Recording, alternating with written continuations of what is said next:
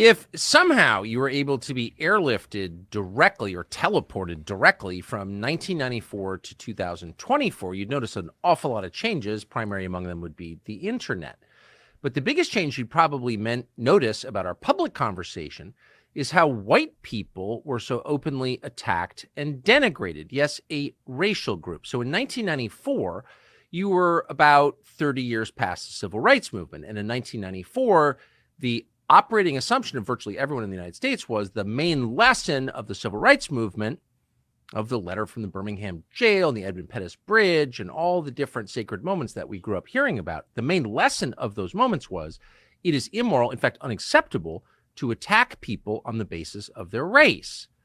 So then if you fast forwarded 30 years to find the same country engaged in a public hate frenzy. Well, we actually found out that that was a mistake. And I don't know, this is my first time listening to this. I kind of like reacting to it to the first time, make it fresh, but going through the journey that I've gone through in starting this channel in 2020 and where I am now, I have discovered how toxic the civil rights movement was.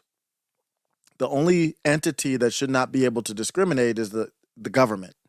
The government can't say this or that because of skin color, this or that, you pay more taxes, or choosing in that manner. The public companies should be able to discriminate if they want to, whether you're hiring or anything else. But you can't legally. And there's a danger because you have a monopoly. Say you let private companies discriminate, well, then YouTube is able to discriminate against white, black, whatever, because they're considered a private company. So there's no perfect answer either way.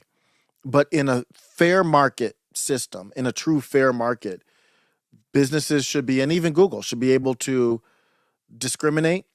And what that would do is create competitors. And that's where the libertarian side of me comes out and says that's where all these pro-black people, it really pissed me off when all these pro-black people got at Charlie Kirk for bringing this up. Charlie Kirk went after Martin Luther King Jr. It was a brilliant segment on the Martin Luther King Jr. holiday. Brilliant segment by Charlie Kirk. Charlie Kirk is getting so good. He's good on every topic almost right now, except for the JQ, but he can't. I mean, what are you going to do? That's your money. He said the Civil Rights Act of 1964 was a mistake, and he was right. It was an obvious, terrible mistake in our country. And the reason why I'm bringing that up for the black imams, you guys should know that it was a mistake.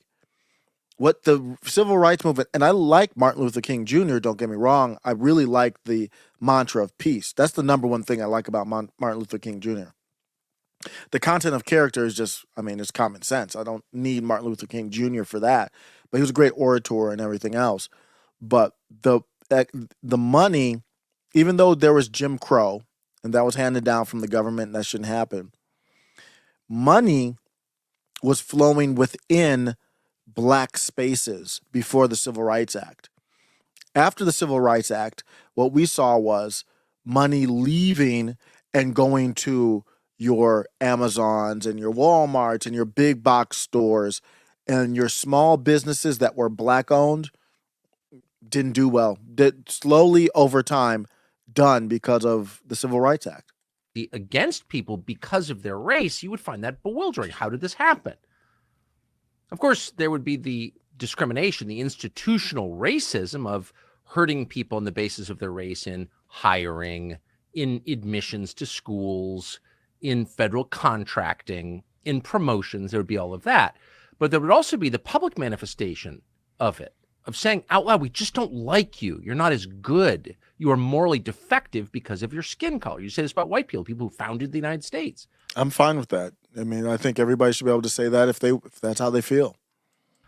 You'd be shocked by that. And then to turn on the TV and see the president of the United States do the very same thing, you'd think maybe you'd been drinking ayahuasca.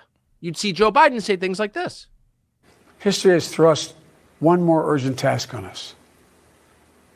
Will we be the generation that finally wipes out the stain of racism from our national character?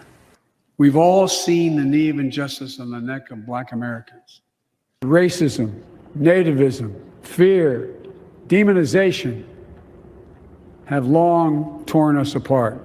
But a black parent, no matter how wealthy or how poor they are, has to teach their child when you're walking down the street, don't have a hoodie on when you go across the street. Domestic terrorism from white supremacists is the most lethal terrorist threat in the homeland. And that part is true. I mean, you have to be aware. I have to be aware, even though I don't associate with the blacks. That's for damn sure. Don't be stupid when I'm out in public. I'm the blacks, whether I like it or not. And yes, I do have to teach my children that how you dress matters. What's wrong with that? That's some type of burden. Or your daughter, what advice would you give me the next time I am stopped by the police? If you were my daughter, you'd be a Caucasian girl and you wouldn't be pulled over. White supremacy is the most He didn't have an answer, so he went with that. lethal threat to the United States. White people are the threat. They are evil and they are dangerous. That's not just a senile president making that one statement. That is the people in charge of the country reinforcing that statement and that theme every single day of the year, not just by their words, but with their deeds. What is this? Why does no one mention it's happening? Why does anyone who does mention it's happening get attacked as a white supremacist for complaining about racism? And maybe more important, where does it go? Is there any other ending to the story but hurting people physically? Lots of people. Could we have a resolution that doesn't look like Rwanda?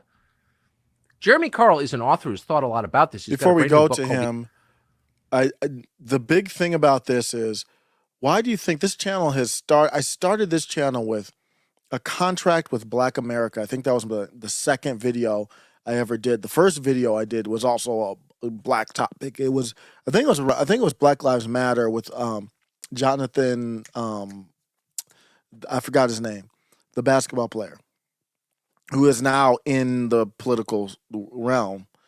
And I started with a contract with Black America, and it was like I'm talking about the good pieces of it, and I still like that, but I'm in such a different place now. I have gone to absolute, complete, utter, open, holy, not kinetic, no violence, none of that.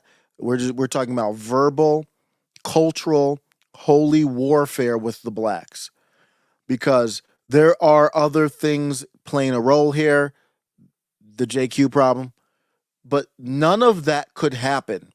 Our politicians couldn't do this. Joe Biden, in that clip you just heard, that montage from Tucker, Joe Biden couldn't have done any of that without the blacks. The blacks are the key to everything. In 2024, they're going to be the key again. Middle MAGA.